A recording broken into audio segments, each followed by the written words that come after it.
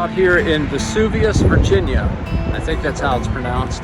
We just picked up a early aluminum dash Ford 9N. So the parts are here, but it was dismantled by the previous owner to do a failed 12-volt conversion. So once we get on the road and get it back home, we'll give it a better look.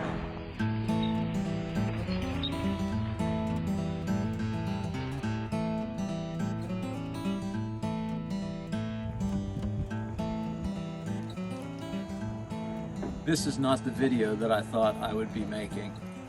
The next video that I thought I would be making would be on the reassembly of one of the Fordsons or the Industrial, something like that. But a few years ago, I had an early 9N series Ford. It was kind of a mixture of a 9N and a 2N. Had some early features, some late features. Had an 8N remanufactured engine block, and that tractor was painted blue and gray, and we called it Ugly Betty. But as time went on, we used the tractor around the property, and then came the day I had to finance the rebuild of my John Deere backhoe. And I didn't have the money for it. So Ugly Betty went bye-byes and financed the repair of the John Deere 400. And ever since, I've been kicking myself that I got rid of something that I really didn't know what I had. Well, much to the chagrin of many spouses, Facebook Marketplace comes along, and what did we find the other day? An early Ford 9N. And here it is. So, what we ended up finding is a 1940 Ford 9N early serial number, and we'll do a little bit of a walkthrough, show you some of the features that makes it an early model, and then we'll point out a lot of the Jeff Foxworthy modifications. And if you don't remember Jeff Foxworthy, you might be a redneck. If you do remember Jeff Foxworthy, you know where I'm coming from and what to expect in the video coming up. So let's take a couple cues into what makes this an early 9N, and we'll go from there. So the tractor in and of itself, it has dealer installed headlights, and the hood is the early style. On the bottoms of the dog legs, there are no through bolts going through for mounting. They're smooth the whole way down. There is the I-beam radius rods on both sides. And then as we come back, the dashboard is aluminum. It's all cast aluminum. And you'll notice the key switch is just off to the side of the oil gauge. And originally, when I saw this advertised online, I thought, this is somebody's contraption. They decided they're going to put a key switch wherever it's convenient, because as you know, on the later 9Ns and 2Ns, the key switch was mounted on the steering column on the left-hand side. And if the cameraman goes over to the opposite side here, you're going to see that this area is smooth. There was no key switch over here. So that got me to digging into some more research, and I found out that yes, in fact, the early 9Ns did in fact have the key switch on the right hand side. Also, we have a switch here. This is the original light switch controls.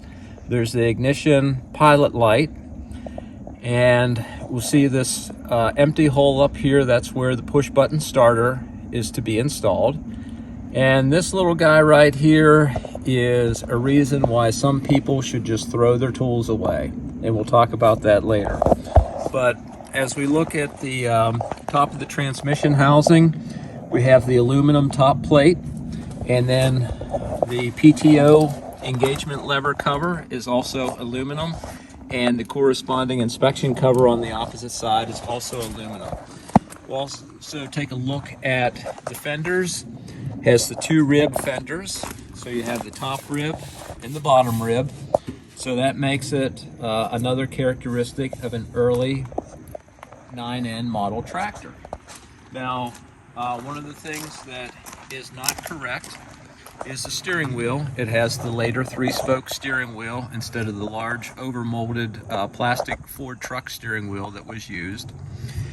And that is pretty much it for the main characteristics that makes this an early 9N tractor. All right, now that we've talked about some of the things that makes this an early 9N series, we're going to talk about some of the engineering marvels and concepts that the previous owner thought was fantastic, but I'm going to tell you, I hate them, and we're getting rid of them as soon as we start working on this. So the first thing is, when we picked this tractor up, the hood was off of it, and right now, as you can tell, it's all cattywampus. It's just setting in place. But we'll dive a little bit deeper in a few minutes.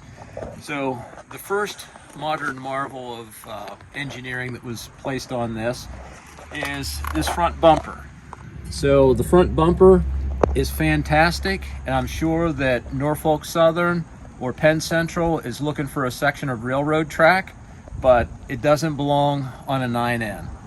The design, you know, somebody probably had some materials laying around, that's fine. But if you're gonna go to all this work, hey, go get them, get some, yes, get your squirrel and diesel out there. I used to live in a nice rural area where it was quiet, but like anything else, you live somewhere for 10 years and it just goes all to, well, you know where it goes. So anyways, we got the Norfolk Southern bumper on here, and if you're gonna do this, just follow through, all right? So if you're gonna put bolts in or reuse the bolts that were here, just get the right size. That's all you gotta do. Get something like a 1/2 inch longer, and it would look a lot nicer, but we didn't do that. So we talked about the dealer installed headlights. So the early 9N series did not come with headlights from the factory. It was a dealer installed option.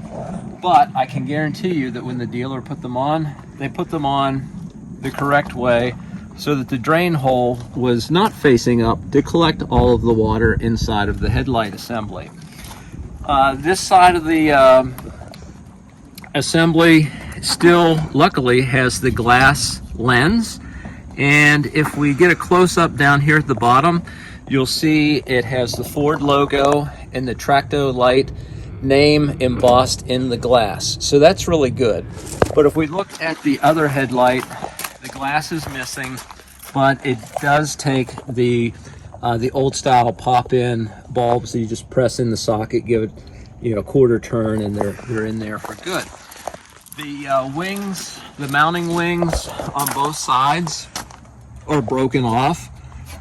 I don't know how you break those, but the long part of the wing is broken on both sides. So that's something we're gonna have to take a look at. The good thing is on this hood, the ribs going back on both sides are solid. Another good thing that it has going for it is it has the toolbox. It seems that a lot of the 9N and 2N tractors that have come up for sale in my area, they're always missing this toolbox. Why? I don't know, but they're gone. Now, some of the other engineering marvels here. You'll notice that the front foot pegs that should be here are gone, and they ended up cutting those off, and they're no more. And what did they do?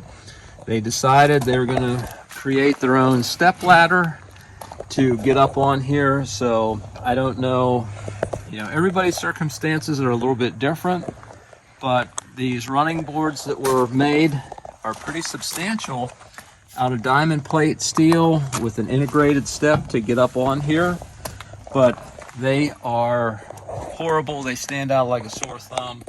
We're going to take those off, and we got to find a decent set of foot pegs to put on here. The oil dipstick for the transmission, it's there, but it's kind of bent up at the top.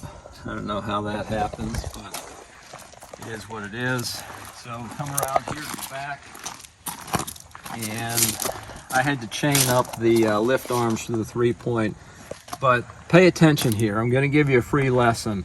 If something starts to work out, become loose, you see this pin on the lift arm has started to work its way out, maybe we should take a pause and fix it. Because if you don't fix it, what happens? Look at this side. The pin has worked almost an inch out, and the lift arm on this side, it's bent down and outwards and completely devoid from where it needs to line up. And so that's going to incur a lot of extra work to get it put back together. If you have any ideas, is this something that we could put a longer pin through and mechanically straighten it by bending it? Or can we heat this and bend it? My fear of heating it is we'll make it weak. If we try and mechanically straighten it, do we run the risk of cracking it or just breaking it off altogether? So that is no good. Now, on the back side, we have the top link, and someone purchased the overrunning clutch, which looks fairly new. It's been used, but it's fairly new. But they also thought that they were going to put on the swinging drawbar hitch conversion.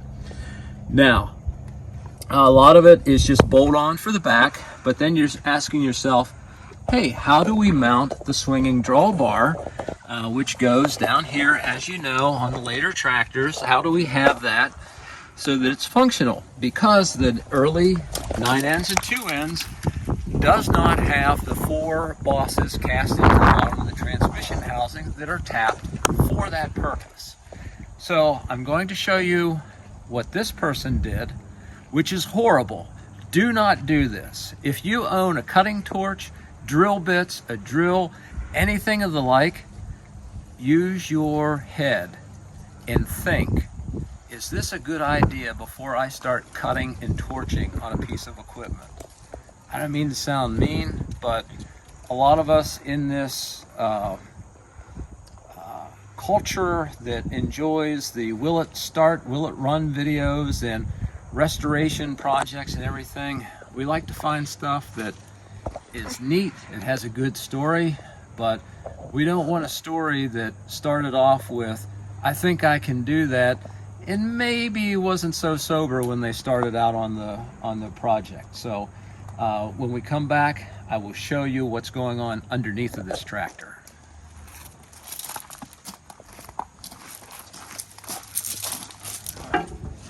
Now, what I need you to do. Right, now we're on the underside of the tractor.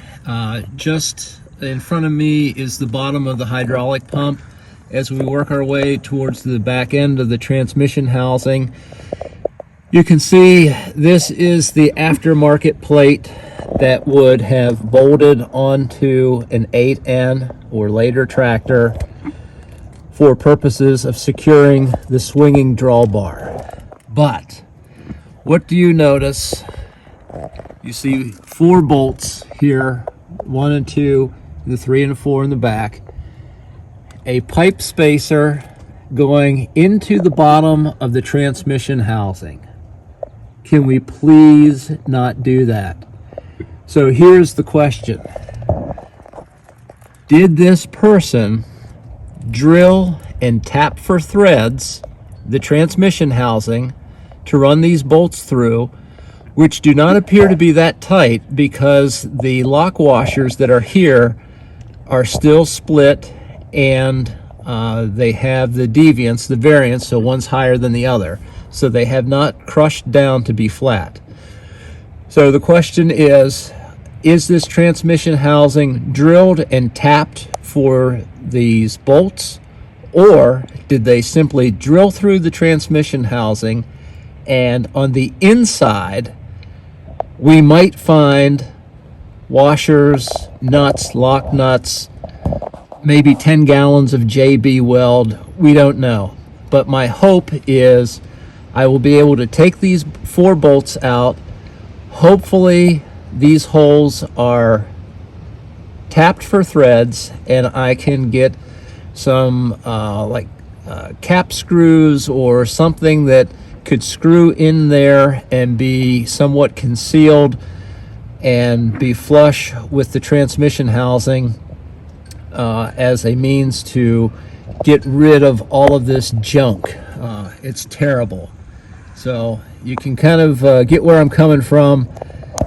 You know, this tractor wasn't set up for this. I'll put a link in the video for a company, I believe it's out of Virginia, that they actually make a plate, and it's 2 plates. It comes as a kit that will bolt to the trumpet housing, the mounts here, your axle tubes. It will bolt on to the sides of your trumpets, comes down like an L bracket on either side, matches up for one of these drawbar kits, and then it's just a simple bolt-on process. That's it.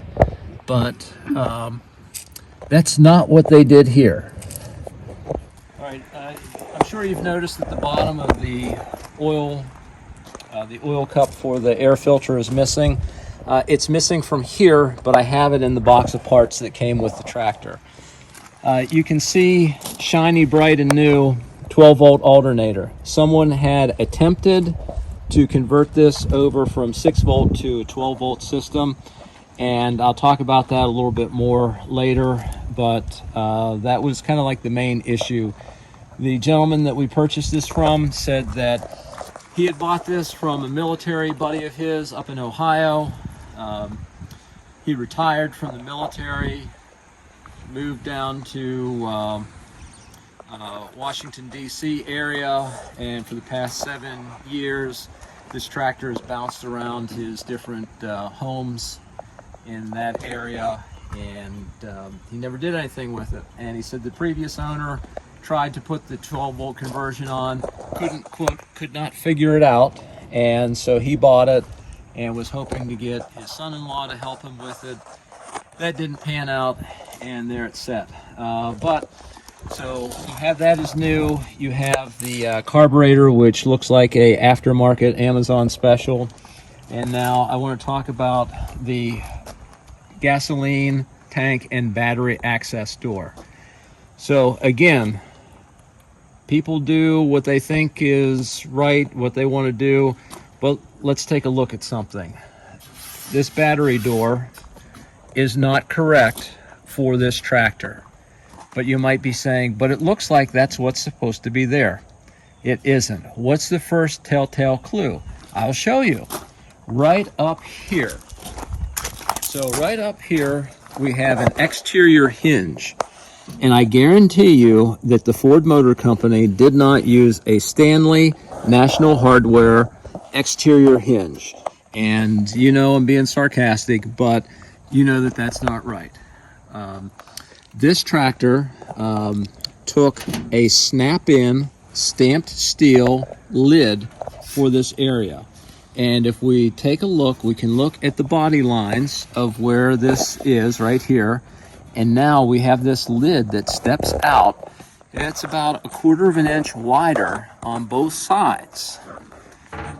And it has the hole in the top for the lock, which this would be great all day long for a later 9N, 2N, or 8N, but not for the early ones.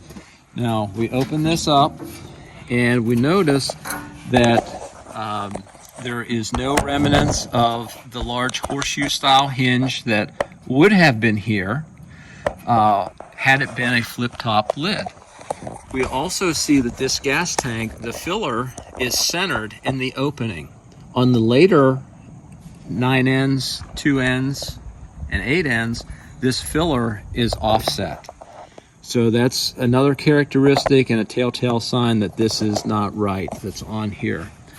I would have far rather preferred to have seen someone who tried to make their own spring clips out of one of these to make it fit, but they did not. So the next thing that we're going to do is take this hood off, and we'll talk about some of the things that we found underneath. We have the hood removed, and the first big takeaway here is the tube for the spark plugs is not here. So the spark plug wire tube is missing, and the top radiator hose had been replaced at some point in time, but a quick check shows that they did not put a thermostat in it. So we'll have to take care of that. When we look at the contraption down here for the 12-volt conversion, you'll notice that the spark lever standoffs, they did not shim it with the washers that would have come with the kit, so that you have this the same height as this standoff over here for the mount. Now, the air filter, here's the top of the element. New key switch was put in, has the old oil pressure gauge, an amp meter gauge, and we have the push button switch over here. The resistor, I don't know why they were going to reuse this, but it is what it is. The remnants of the headlight switch, and I think that was it that we wanted to showcase under here. One of the other things I neglected to mention was the change in the engine block, where we have this port on the side of the block that has been blocked off. And what that was is originally the return from the bottom of the oil filter had just a short pipe that went over back into the block, but they had later changed that to an oil line that went over to the governor to lubricate it. So that's another characteristic of early things I forgot to mention with this alternator conversion is, by the book, you would have removed the original 6-volt generator, and there's a large bolt that runs from the front to the back for the bottom mount. And you reuse that bolt with the bracket that's included with this conversion. However, again, please, please, please, when you do these things, pay attention, because we do not want to have 4 different washers on one side, 3 different sized washers on the other side, over here on the front. So it just makes it look terrible. It's a hodgepodge of everything. And you can even look up here, whoever did this, they zip tied the spark plug wires to this mount. But what's the problem here? These spark plug wires are right up against the fan belt. This would not work at all. And well, look here. Here is about 900 miles worth of electrical tape put over one of the spark plug wires. So you know what happened there. So it's just carelessness, and I can tell just from looking at the top, this belt isn't even aligned properly. The alternator is canted back towards the operator's position, so this belt is even running at an angle. So, you know, I'm not a mechanic by trade, and I know a lot of you folks out there, you're not a mechanic by trade either. You do it as a hobby, but just make smart decisions on what you're doing. It'll last a lot longer in the end run. And I'll leave you with this, the fuel line. This is one of the new Bluetooth wireless fuel lines. The other end is still attached to the tank. So, great job. All right, one of the things that I neglected to talk about was some of the other new aftermarket parts on here. The starter is new. You can see the sticker over here, but it is a newer starter. We talked about the push button ignition switch, and there are 2 bosses that are cast into the aluminum dashboard that are threaded for this to mount up into.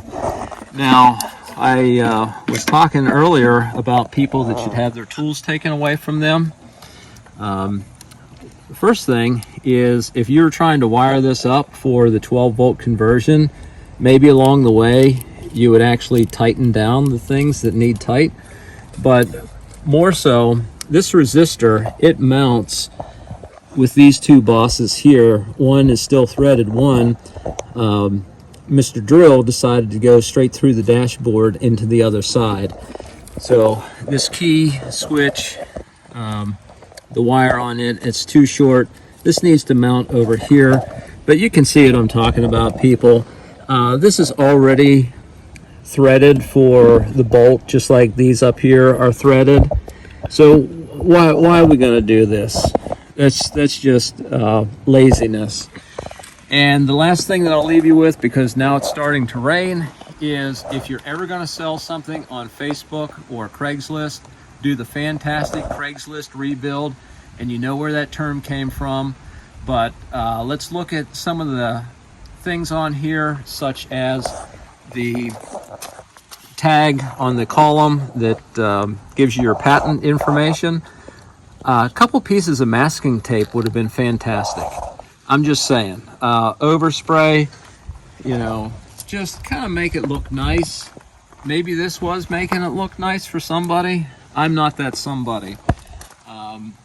But anyways, we're going to wrap up since it's starting to rain out here. We do have a good candidate here. I'm not dogging it for that. This is a good candidate to put things a little bit correct, make it look a lot better than it does right now. We're going to have some challenges coming up, just like that bottom of the transmission housing that we talked about. But for the here and now, what my plans are is we're going to finish this 12-volt conversion that someone started. So the parts I don't think are that old, and we'll show you some documentation on that later. But the process that they started doesn't look like it started that long ago. We are going to take a lot of this junk off of here. Like I said, get the foot pegs back on, take care of that transmission bit with the drawbar hitch, and get our headlights put on the correct way. And like everything else that we get into, we want to get it running. And we want to get this thing running. Does it operate as it should? And then when I get to the end of the rainbow, called retirement, that's when we're going to start really diving into some of these projects, stripping them down, painting them, getting them looking like they should. But until then, we'll take a pause. We will show you the box of parts that came with this, and we'll continue on. Probably the next video is going to be removing these excess modifications and then start in on the 12-volt conversion and get this thing wired up and see if it'll make some noise for us in a good way. Well, as for a box of parts that came with the tractor, this is it. If you were hoping that there would be more, so was I. So what's in the box? I'll tell you what's in the box. A brand new Ford 8N air cleaner assembly. Everything brand new, aftermarket. Would it fit on this early 9N? Probably would. Are we going to use it? Absolutely not. But we have it. All right. The next thing is the Ford IT shop manual for N-Series tractors. It is vague enough just to get you into trouble and does not include as many details as you need to know what you're doing. And when you look at the parts breakdowns, it does not cover the early N-Series. Gets you close, but it doesn't tell you everything that you need to know for all these differences. All right, we got some paperwork in here. This is an oil-soaked copy. Let's get it up right here. This is an oil-soaked copy of the instructions on how to install the alternator. So it's here. It even has pictures. Maybe because the pictures weren't in color, they had some problems. I don't know, but a little bitter about that. Just do it right. They give you some nice instructions. There's an invoice here from the previous owner, and it is from January of 2024. And at the time, this person had ordered a couple battery connectors, some battery cables, the air cleaner assembly, some gauges, and some miscellaneous wires and switches. So that is that. Now, let's see. Bag of parts. All right, so bag of parts. We have a starter solenoid. That's great. It's 12 volts, but it's not for this tractor. We have a resistor. So this is kind of dirty, so I don't know if they tried to use this at first as a step down. We have the correct resistor for the tractor, so that's good. That's the one that mounts on the dash where that hole is drilled out. Put these in here. It's like an unboxing video. All right, here is the bottom of our air cleaner. So this is the oil cup. So this is the right one that goes on there. So that's a good find.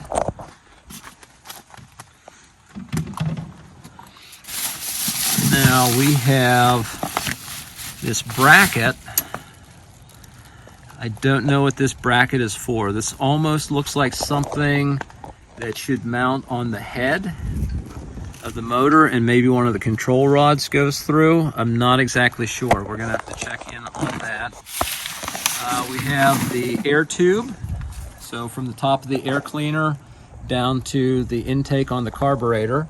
So it's good that we have this air tube. Now we have some wires that go with that alternator conversion kit. So we got that. They got some of the wires that are already cut off, so I don't know if it came like that in the kit or they were just scrounging for wires going along. There is a coil, and this looks like a new coil. It's very clean, except for a little bit of grease on the outside of it, but the label is nice and white, so that's new. Unknown if it's a 6 or 12 volt coil. We have a distributor assembly.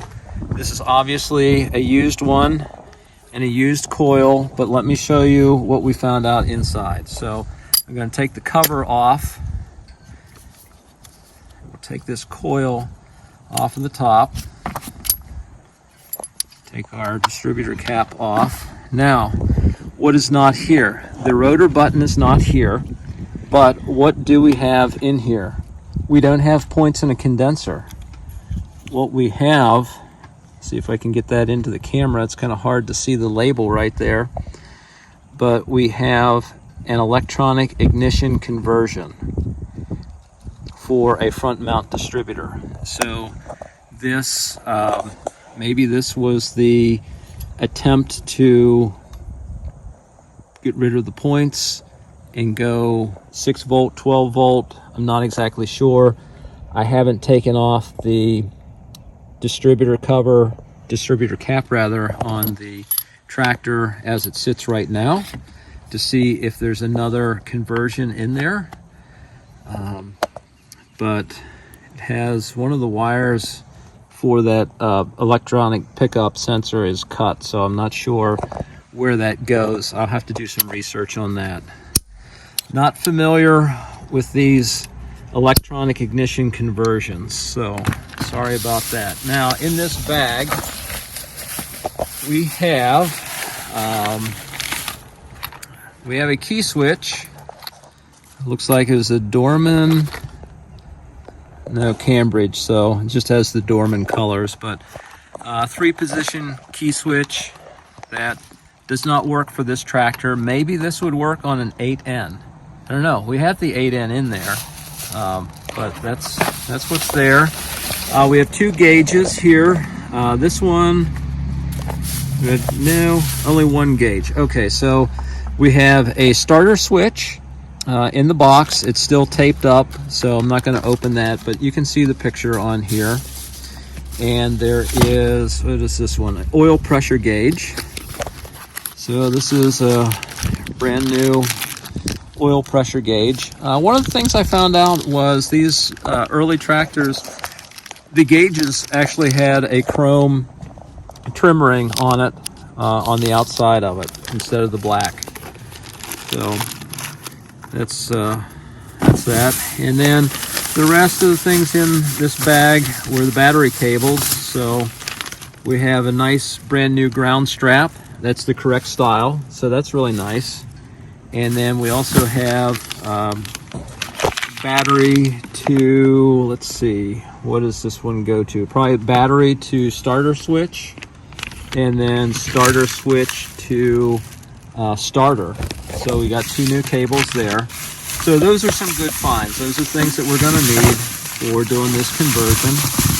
The rest of the stuff, as my cameraman gets drunk and falls over, the rest of the stuff in this box, miscellaneous washers, some nuts, bolts, spark plugs, everything else. It's just a shame that they couldn't use the rest of these washers to shim up other things on the tractor, but that is it for what's in the box.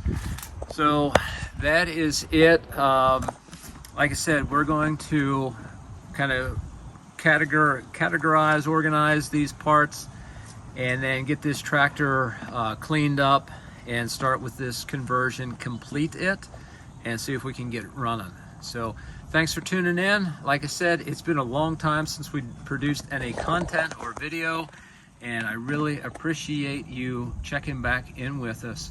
So until next time, stay well, be safe, and enjoy your hobbies. Take care.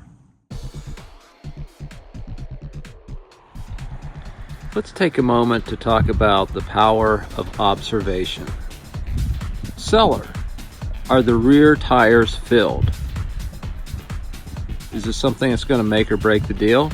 No, just gives me an idea how heavy is this thing going to be to push up or pull up or ratchet up onto a trailer. Seller says, no, rear tires are not filled.